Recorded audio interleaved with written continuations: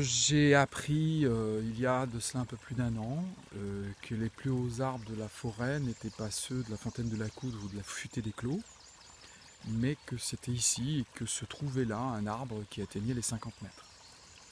Et donc, suite à cette information, on est allé voir sur site. Nous avons appris qu'il y avait une réunion spécifique de l'ONF qui faisait le bilan sur cette grande parcelle de l'Hermitière. Et là, nous avons appris que le site était exceptionnel d'un point de vue environnemental, tant du point de vue de la faune que de la flore. Et donc évidemment, suite à cela, nous avons décidé qu'il était important que puisse être sauvée cette parcelle. Alors, deux petites surfaces vont être conservées autour des arbres les plus exceptionnels, ceux qui sont répertoriés mais qui n'ont pas de nom.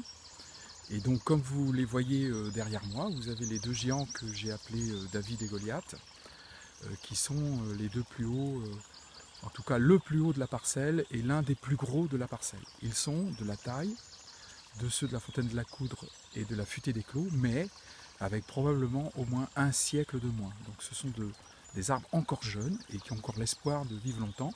Ce sont les plus hauts chênes d'Europe.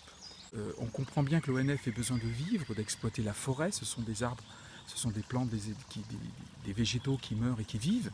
Donc l'exploitation, oui, mais ces arbres sont si exceptionnels du point de vue européen qu'il serait incompréhensible que finalement le patrimoine le plus exceptionnel et de ce département et de France pour ce qui concerne le chêne, qui est quand même l'arbre le plus emblématique, probablement l'un des plus emblématiques en France et l'un des plus exploités, l'un des plus nobles, on se retrouve avec une parcelle qui soit coupée alors que tous les arbres, d'un peu au-dessus de la route de la Jument Blanche jusqu'à 300-400 mètres d'ici, sont les arbres les plus hauts d'Europe en termes de parcelles.